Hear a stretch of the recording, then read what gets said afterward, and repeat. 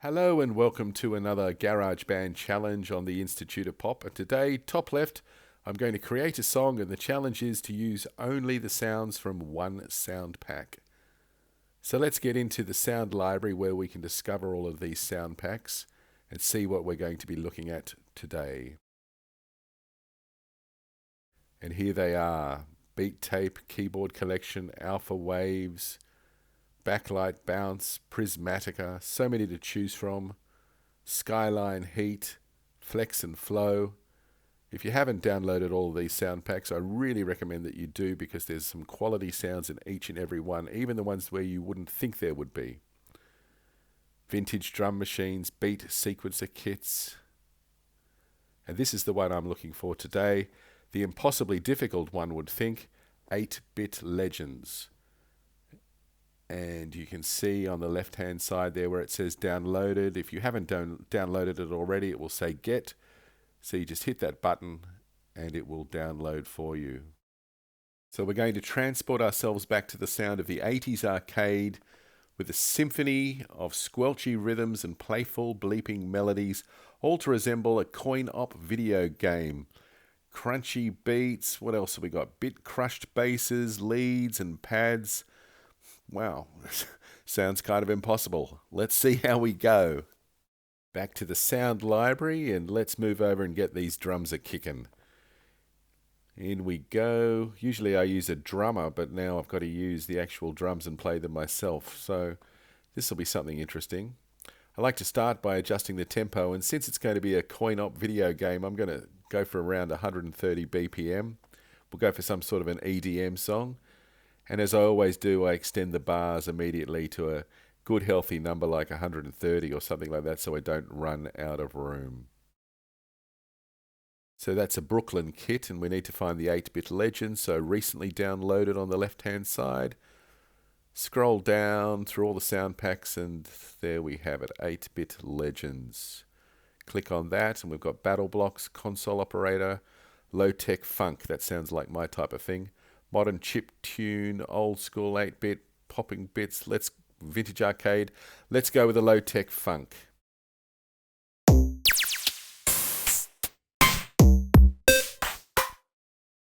All right. Yeah, got a sound happening there, I think. Let's start to play around with it a bit. So let's hit record and get the kick drum in there. Now we just need like 4 kick drums, because we can go back to the mixing desk, trim it down just by sliding it across. Sounds good. And then we'll click on it and hit loop, and now it's going all the way through the song. Just check it out to make sure the rhythm's there, which is good. Next I'm going to hit duplicate to make another copy of that, so we don't have to go to new track all the time. And we're going to move on to the floor tom.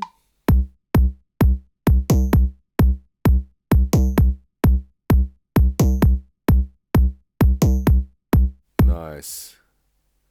And back to the mixing desk as well. And we're going to trim it down, do exactly the same process. So we're going to just check it out now. And trim and loop. Hi-hat now, hit record. And there we go, we've got that bedrock EDM sound. Beautiful. Go back to the mixing desk, trim it up, loop it, and we'll have the rhythm going nicely. Let's move on. Time for some bass now. So let's click down the bottom left for a new track, a new instrument. And normally we'd go over to the bass and see the upright symbol on the left. We'll hit that up to default. But the 8-bit Legend basses aren't here. So top left hand corner, back to the instrument panel here. And we've got to go into keyboard to find where the 8-bit Legend basses are. And it's the same scenario as the first time. We need to go to recently downloaded, scroll down until we find the 8-bit Legends. Now on the right hand side, scroll down past arpeggiated, and there are the basses: 8-bit grit, byte bass, chipper bass, digital dust, spherical bass. I'm going to go with a bit of byte bass. And I'm going to slide it across to warm bass. Let's see how this sounds.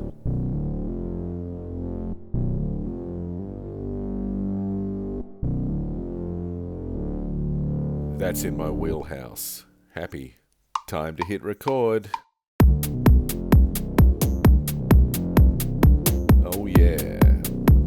That sounds dirty, grimy, nice. And of course we don't need to play throughout the entire song because we can stretch it out.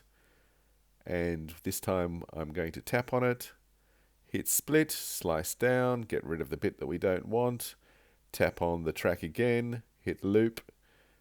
There it is, going throughout the entire song, and we're just going to listen through for a few bars to make sure the loop works well.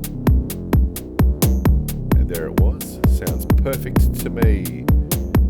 Kickin'. Okay, so I want to add another track because I want to add something a little bit rhythmic on the keyboards as well. So I'm into Vintage Vox, and we can see it's on the left-hand side, it's part of Rhythmic, and 8-Bit Legends there on the right. And I'm going over to Squishy. So let's see if Squishy gives us exactly what we want. Yeah, hitting the spot for me. Once again, we're just going to record 4 bars of that, get back out to the mixing window, and do exactly the same as we did before, cutting it down, looping, hit a quick play, because sometimes the loops don't work terribly well on rhythmic. And here we go to the moment of truth, and it works perfectly. Sounding good, let's move on. Now, as you can see, I've added a little bit more percussion, and I've done that by going into Vintage Arcade and getting that ride cymbal there. And the other sound is going up to Battle Blocks and getting that ride cymbal. There we go. And we're going to return now to the mixing desk so you can have a quick listen to it.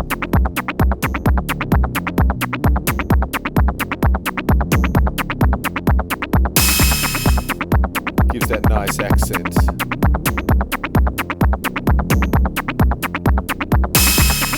Yeah, okay, happy with that. So you can see that I've started to do a little bit of editing and move instruments around a bit. I've left a gap in there. And not all instruments come in at the start, which is kind of cool. Yeah, loving that ride cymbal. It's got a bit of attitude. And pretty happy with how it's going so far.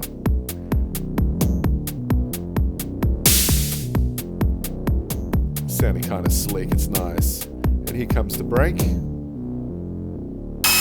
And what a ride cymbal that is, yeah. But one thing I'm not really digging too much is how that bass is omnipresent. It's there from the start. And what I'm thinking is, can I just gradually fade it in so it starts on virtually no volume and reaches its normal volume around the time of the break. So hitting on the keyboard on the left, I'm going to hit Automation. And that opens up this screen to us. And that yellow line controls the amount of volume, and we can take it right down if we want, bring it right up if we want, but I'm going to take it down, way down. So top left, I've got to unlock the track, and then we do that. You see it's gone red, and I'm going to take it all the way down to, let's say, minus 30 dB, somewhere like that. And then the next point, I'm going to slide that along to where I want it to get to full volume to 0 dB, and that's at the end of that break. Sounds good. All right, lock the track back up in the top left-hand corner, and let's give it a listen.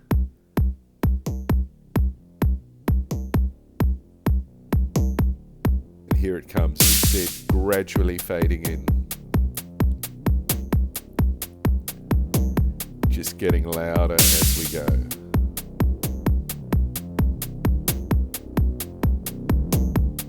It's a great trick that I learned from Pete Johns on Studio Live Today. Check out his channel, it's fantastic.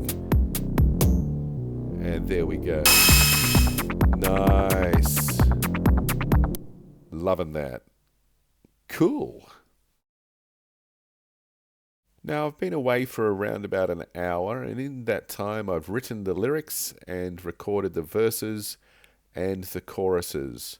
And one of the interesting things I've done, trying to get into the spirit of the 8-bit legends, is I've gone to the vocals and hit fun and then dreamy to give sort of that spacey vibe to it, Space Invaders vibe to it.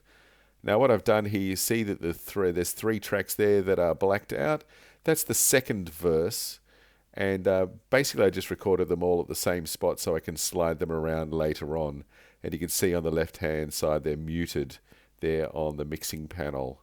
So let's have a listen to what it sounds like in terms of the verse and chorus. Here we go.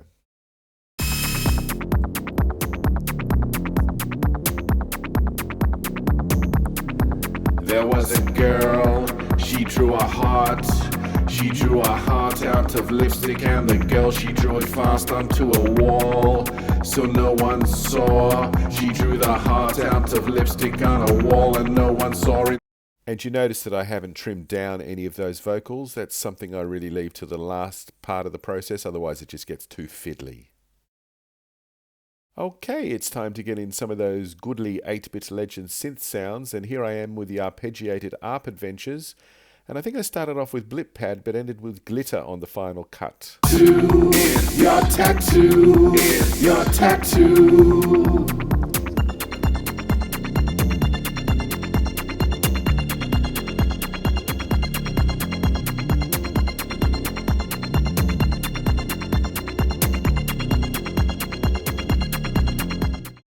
All right, nice. And without wanting to give too much away, I went for another synth sound, which was Power Up, which is part of the rhythmic 8-bit legends, and went to Garbled, and it sounds something like this. Sweet. So down in the bottom left-hand corner, I'm about to add a new synth track. So for the previous one, the Power Up, I'm going to pan that all the way to the right, and this one I'm going to pan all the way to the left to get that maximum headroom. And the sound I'm going for now is, I think, vintage Vox and the chop drop sound, which is kind of cool. Very 8-bit legend. And together they sound a bit like this.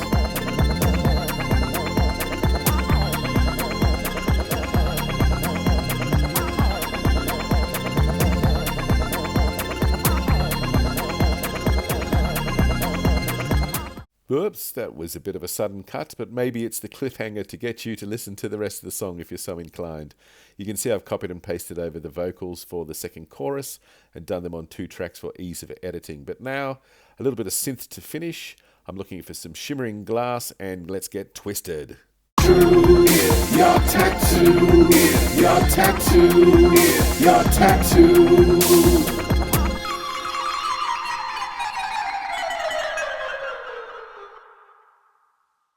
And so that's everything recorded. Just a couple of things to do, like cut down all those extraneous bars out there on the right-hand side, trim up the vocals, and set the song to fade out, and then we can begin mixing and mastering and exporting. As always, it's been an absolute pleasure. I hope you've got something out of this tutorial. The link for the song is going to be below. Hope you click onto that and enjoy it as well. Until next time, bye now.